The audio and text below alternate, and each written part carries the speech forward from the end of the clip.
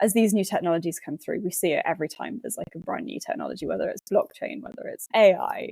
Everyone jumps on the hype train and goes, I want to build a solution that uses this cutting edge technology. And then I'd say at least half the time, if not more, it's not the best solution to the problem that they're trying to solve.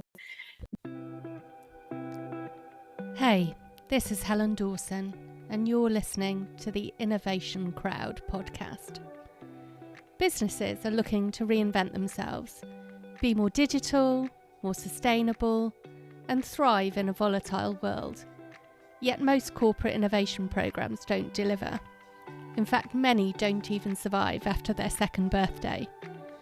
On this show, I sit down with the experts to discuss the strategies that work, so you don't have to learn the hard way. So come and join me in the Innovation Crowd.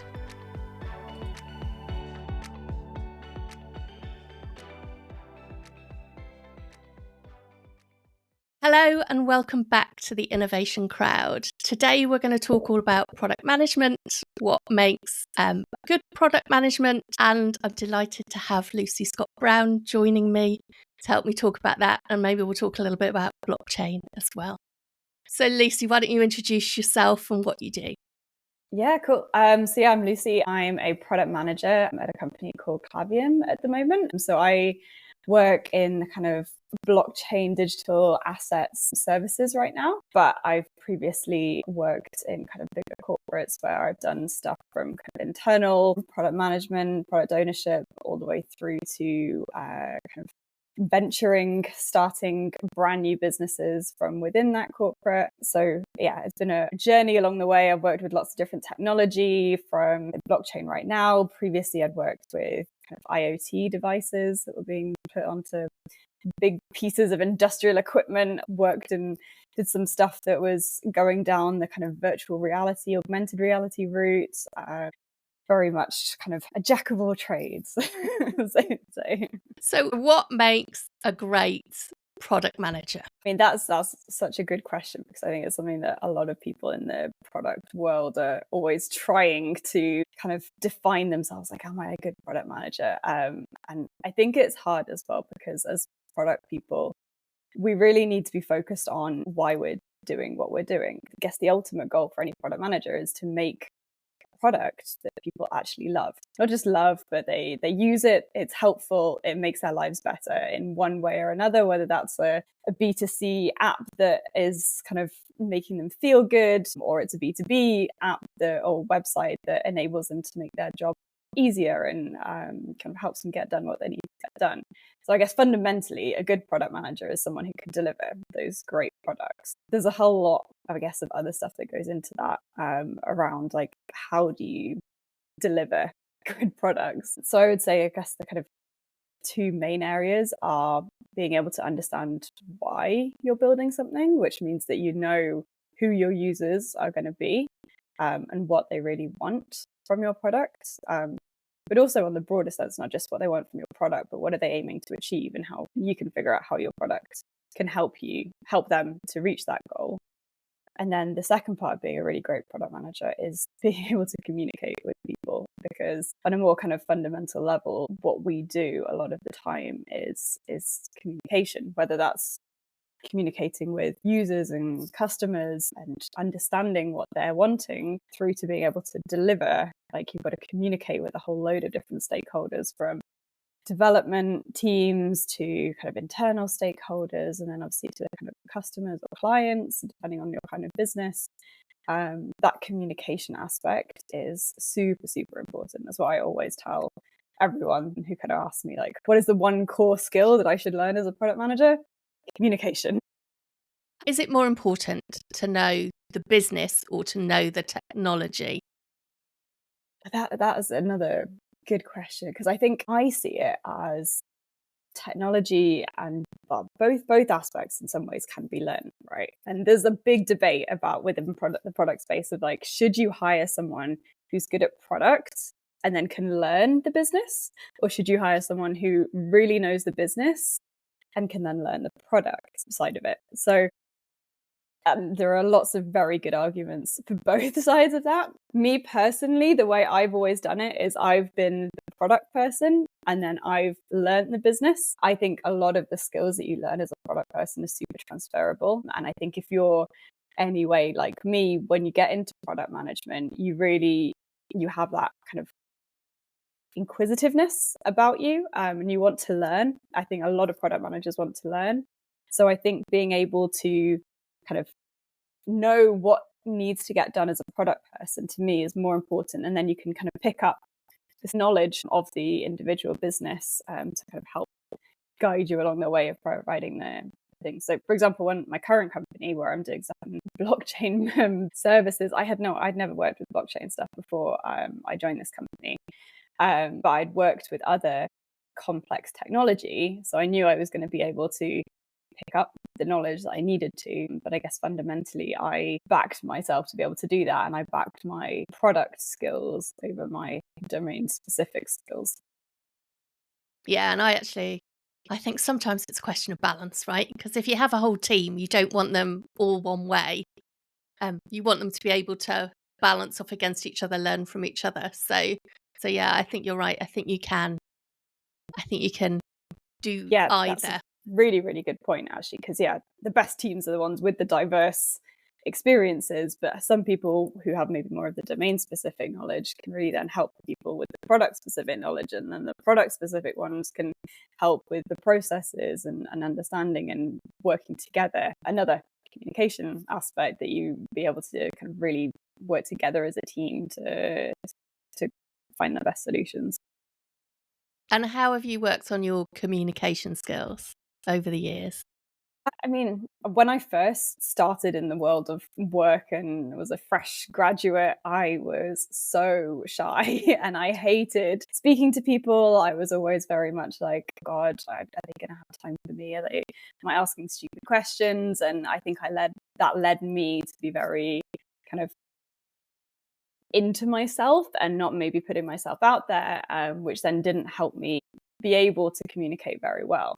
So something that I've had to learn by really kind of just forcing myself to do it is getting out there, speaking to people. There's nothing better than just practice, putting yourself in maybe those slightly uncomfortable situations where you've got to either talk to someone that you're not 100% sure of how to approach them properly, or whether that's like a stakeholder side of things, or whether that's more just a general communication by kind of speaking at an event that maybe you're very nervous about and you're not good at, kind of don't think that you're very good at the public speaking side.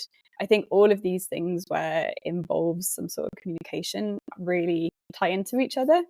So I think I started just doing very small events where like I would go to careers fairs and speak to students, where it was not necessarily putting myself in a like a big everyone looking at me, but more of like a 1 or 2 to 1 type environment. And that really helped me to be confident speaking, but also learn how to listen to what people wanted in that kind of smaller, non-threatening environment. They were there to kind of learn from me, which I think also was quite nice. And then you can kind of take that into more of the kind of business side of things. So when you're working, finding the right people as well who will support you. I've always been very lucky that everywhere I've worked, people have been very supportive of younger employees working their way up the ranks or whatever, and been happy to kind of answer questions and support and kind of encourage to take on things that maybe I never felt 100% ready for, but being able to kind of put yourself in those situations, whether that's like the first big client meeting that you have to run and present at, or whether that's like going out and doing research on the ground and having to interview users or potential users and stuff like that. Like, I think it's always that being one step into the slightly uncomfortable zone, but also feeling that you've got those people around you who will support you to do that. Brilliant. And I would always say, it's better to work in a bad job with a great boss than the other way around. Because, if you've got a good boss, they'll always give you those opportunities and you'll always be able to make your job better. Yes, exactly. So yeah, that really resonates. And I think the same sort of people gave me a chance as well along the way. Mm-hmm. And I would say putting yourself out there, everyone needs to check out Lucy's videos on LinkedIn because she's talking about some of the skills that you need to be a product manager, some of the pitfalls to avoid, and they're really, really good. So one of the things she talks about was communicating with engineers and very, very technical people. Yes. Shall we have a quick recap on that? Yeah, so I mean, there's sometimes this big perceived divide between product and engineering where product people appear frustrated by engineers. They're not listening to what I'm saying, and engineers going, oh, I don't want to listen to this product person banging on about stuff. I've never been in that situation. I've never seen that situation. I think that's because I've always, I know where my limitations lie, and I know where my responsibilities versus the engineer's responsibilities. And I've always seen us as a team together rather than like a engineering team versus product team. It's like, no, the product person is part of the wider software development team. We're all aiming for the same goal. But obviously you get different personality types. And I don't want to generalize too much because obviously everyone is different. Typically, engineers like to be able to kind of understand what they need to do and then go away, figure it out, and crack on with it. Whereas sometimes product people want to kind of have a little bit more of a discussion about stuff, and want to kind of check in constantly, like, how's it going? What's going on with this, etc., etc. So it's about respecting boundaries, understanding how different people operate, and having that mutual respect. I think it is so important when working with the engineering teams. I've always approached it as my responsibility is to make sure you know why you're doing something, and I'm not going to tell you how to do your job and dictate how you should be building it, because frankly, I have no idea. That's not my domain expertise at all. So I don't want to step into those conversations. And if sometimes I'm in conversations where these things start coming up, I'll either say, this isn't the point of this meeting, you guys can go away and discuss that without me, or I'll kind of take the step back and say, I think it's important that you guys discuss this right now. So I'll take that step back and let you get on with it. And then we can kind of come back together when everyone is on the same page about what needs to get done. But I think fundamentally it's about respect. And I'm lucky enough to have worked with a lot of engineers who very, very intelligent people, and building up that respect over time mutually, I think has really helped to bring some really strong relationships. And that's the key to collaboration, isn't it? It's working with people that are not like you. We can all collaborate with people that think the same as us and work the same as us, but actually that's not the skill. The skill is doing it with people that are different from you, approach stuff differently, think about stuff differently.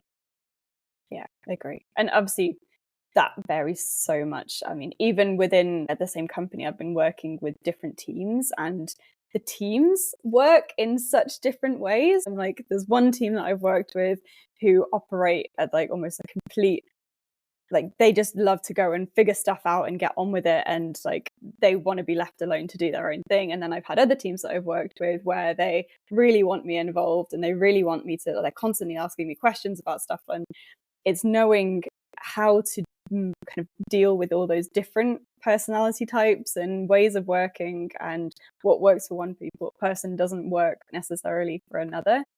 So you do have to have that kind of, I guess, like emotional intelligence of like, how should I modulate what I'm doing to make sure that we're still getting the outcome that we need. And did you ever, in your early career, did you ever do the insights profile stuff when you were in the lubricants business?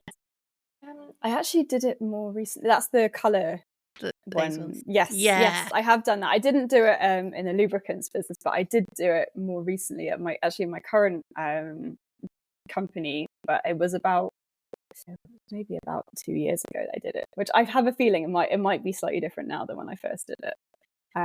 Yeah, I think you become more adaptable, I think, as you go through your career, as you learn more. But I think it's useful because it's all about, again, communicating with people that are not like you, rather than thinking about what you're like particularly, which is useful. And I think so I don't know if everyone's familiar with that, but there's like the 4 different colors, and my dominant color is the green color, which is very much the kind of a little bit, some people might call it like the people pleasing color. You want harmony, you want things to kind of progress. You're maybe a little bit more on the introverted side of the spectrum, but you're quite kind of conscientious. The opposite of the green is the red, which is the very kind of like dominant and like, this is what I want to do, and maybe blunt with it, which I think is fascinating. Actually, my partner is literally the polar opposite to me, which I think is hilarious. Yeah, I have that too. Yeah. I think a lot of people seem to attract the opposites, but also at work, a lot of the engineers are more on that kind of red end of the spectrum. Also, a lot of the blue bit, which is the very kind of analytical, methodical, like give me like the detail. But so we actually, when we first did it, I don't know if it still exists, but there was like a wiki page where if you were comfortable sharing, you could write down your like color preference, and then people could kind of look up, like if they wanted to reach out to someone they didn't really know very well, they could kind of look up on this wiki page and see if they'd put their colors down, and it could help you then figure out, okay, how is the best way to approach this person? What are they going to respond to? Are they going to be the person who's like, oh yeah, no, let's have a chat? Or are they like, get to the point, why are you messaging me? I think that is very helpful. It's quite interesting though, because recently I've had clients or people just in conversation go, oh, well, that person's a green, or I'm a blue, and it is an interesting shorthand for people. But I think it just goes back to, it's no reflection on how well someone can do their job. It's just all about preferences, isn't it? Yeah, exactly. And I think they can change as well over time slightly. As you said, like you kind of become that bit more flexible. Because I think when I first did it, my red preference was like 0. But I think over time I have become a lot more, I think maybe it comes with like confidence and experience as well, being able to kind of be a bit more clear on what you want and how you want it, for me anyway, but also being able to kind of bring out those other elements too. So I've always been kind of the green with the blue, because I come from a scientific background, so it's kind of not unexpected to have that kind of analytical element to it. But I think also that the yellow part, which is more of the kind of social, extroverted, I'm not sure how else you describe, maybe the happy-go-lucky type part. I always think it's in the project meeting, it's the person that's planning the drinks at the end of the project when it's all been a success. Yeah, they're the very like positive attitude type things. I definitely think I'm being able to kind of bring that out. And I think in general, I've just got a lot more rounded as a person, rather than before I was very like clearly one more than the other. But I find it fascinating, these like personality type things. There are so many of them. I'm not sure how many of them are accurate, but at least I found this insights ones is more helpful than just. I find it one of the most useful, because it's all about actually practically doing things, which I like. Maybe that's because I'm a red. Who knows? So why don't we talk a little bit about blockchain, right? Mm-hmm. Tell us, what is blockchain, and kind of give us some use cases beyond cryptocurrency. Okay, yeah. So blockchains, in the simplest way, it's basically a shared view of something, a chain of, so cryptocurrencies is the example that most people are more familiar with. So in our kind of normal operating world, we have banks that control our currencies, and they have that, they see everything and they know everything, and they're the controllers effectively of the monetary system. The cryptocurrency world says we don't want a single entity controlling everything. We want everyone to be equal and everyone to be able to know that what's happening is verified. So it means that you can't have a bad actor kind of go in and say, so for example, with the banks, like in the 2008 crisis, they collapsed and everything got lost. People lost a lot of money. This type of thing would prevent having, by using blockchain technology, it prevents having that one entity in control of everyone's money, for example. And it does that by, say we were in a room with 5 people and I gave you some money. All of those 5 people would write down, okay, Lucy gave Helen £5. And everyone has that written down. And then you say you gave me £5 back. Everyone then would write down that you gave £5 back. And we've got 5 people. all saying everything exactly the same, no problems there. If one person says, actually, I didn't see Helen give Lucy that £5 back. I think Helen has £5 and Lucy has 0, but I say, no, I've got £5 and Helen has 0. With the blockchain, we have all of those other 4 people who'll verify and say, actually, no, Helen did give it back. So it means that you can't kind of do that attack to say something's not true, because everyone else will say, no, you're lying, that's wrong. So I guess fundamentally, that's what that kind of blockchain is. It's a way to democratize things. And obviously, cryptocurrencies is the biggest one that everyone is aware of right now, but there's a lot of other ways that people have used blockchain technology. I mean, actually, even when I was at Shell, we started to talk about how we might do things like certification approvals, or not approvals, but kind of verification of certifications for quality standards and stuff like that. Like, could that information be on a blockchain somewhere? Because there had been instances where people were falsifying their documents effectively and saying that they had these certifications, but actually they just falsified them. But there was no real way of having that, because either the person could have falsified themselves, or maybe the provider, if something happened with the provider and they kind of lost the record, they could say, well, actually, we don't have a record of it, but the company who had the certification be like, no, this is a valid certification. You're still reliant on that kind of one source of the truth and the trust. And so if you had a kind of blockchain which had all of these certificates stored on them, it would remove that reliance on that one individual entity, which I thought was an interesting use case. But it's been used for a lot of this kind of verification. I mean, I think even these days you can buy like a handbag, and like a designer handbag, and some of them you can kind of verify that it's a genuine handbag on the blockchain. Cool. So it avoids like counterfeiting and stuff like that. I love your explanation of it. It's the clearest explanation of blockchain I've had, I think. And funnily enough, to your use case, I did go on some training a couple of weeks ago, and I got my certification on the blockchain. Yeah, there we go. You see? It does have real world applications. Exactly. So I guess what's your favourite kind of use case you've seen? Favourite? I don't know if I've got a favourite. I like the idea of like the counterfeit protection for designer handbags, because I'm just like, that's just great. I mean, I wish I had more designer handbags. Being able to verify, I think in some ways having the blockchain technology where it's more of like a verification of truth in some ways is more powerful than the cryptocurrency side of things. I think the cryptocurrency side of things is really interesting as well, because so many people still use cryptocurrencies as like, okay, well, I'm going to buy this coin and maybe I'll become a millionaire overnight. But actually, there are some places where it's actually used as a currency. In some countries, it's becoming, especially those with unstable currencies, they use Bitcoin as their national currency, because it's actually a way to verify who knows like how much they've got, and it's not going to kind of inflate to crazy amounts. So there are some use cases where cryptocurrencies are genuine uses as payment methods, which I think, or at least I hope, will become a little bit more kind of mainstream. I know there are some use cases where they are already being used as payments, but I think it's hard, whilst there is still that mentality of let's buy crypto and get rich quick, it will take a while to kind of come from that. It'll be interesting to see what happens. I know in like the US at the moment, there are a lot more talk about kind of cryptocurrency and stuff like that. So maybe that will change legislation or whatever, and that might have an impact on how people use cryptocurrencies. But I guess we'll see where that goes.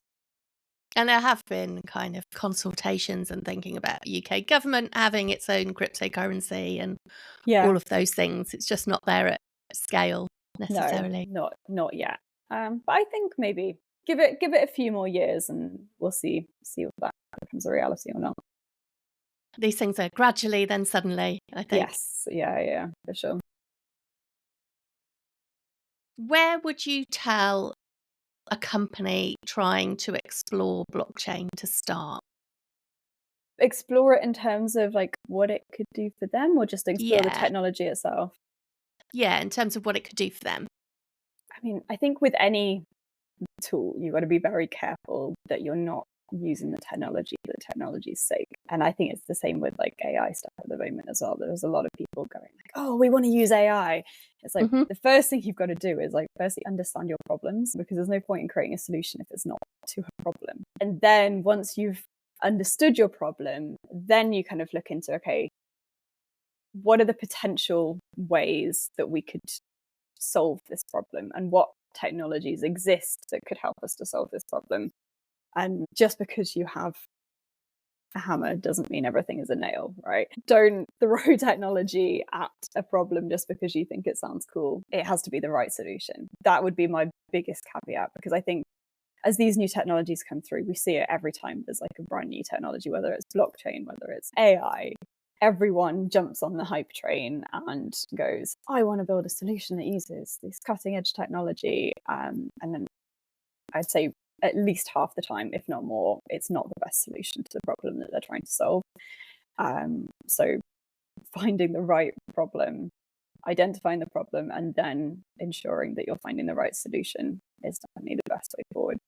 And sometimes the solutions are so much more simple than people try to make them. They really don't require the level of kind of complexity that some people try to add. Keep it simple.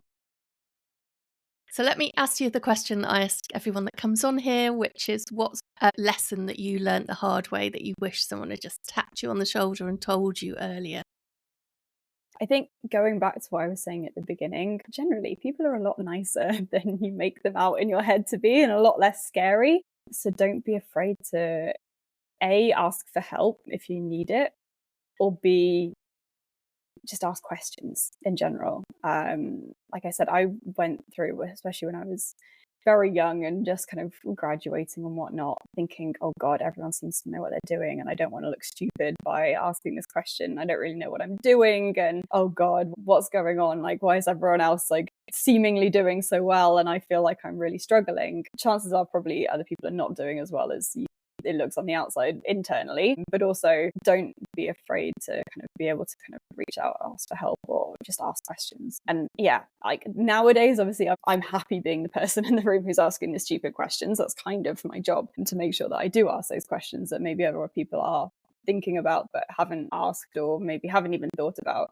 But when I was younger, for sure, I wish someone had kind of just said to me, like, it's okay to ask. It's okay to not know something, to not feel completely comfortable with it, and ask for support and for help. And you'll learn a lot quicker that way. That's brilliant. It's really good. And I think the more senior you get, the more you realise that those people don't know what they're doing either. Yeah. Which is there. I suddenly had a lot more compassion for my line managers when I realised that as well. Yeah, I think I've recently become a line manager, and it's really kind of opened my eyes a bit to kind of what being a manager really means. And when, as you say, kind of that compassion between like, okay, these people look like they've all got their heads like 100% screwed on, but actually there's so much happening that you've got to kind of figure out. And yeah, it's a whole other world once you start to become a manager of people as well as just an individual contributor, which it was been an interesting learning curve for me. And you learn both ways, actually. I've always found that I've learned a lot from the people that have worked for me, not just how to lead, but actually learning from them. If you have that diverse range of thought, and if you, again, ask lots of questions.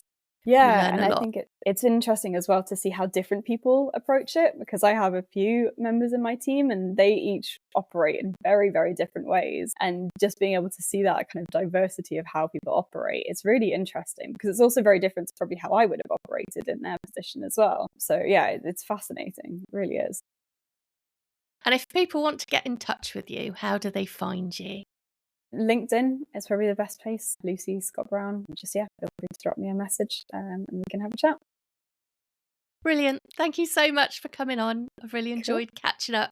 Yeah, it's been lovely to chat. Thanks. Thank you. Bye. Bye.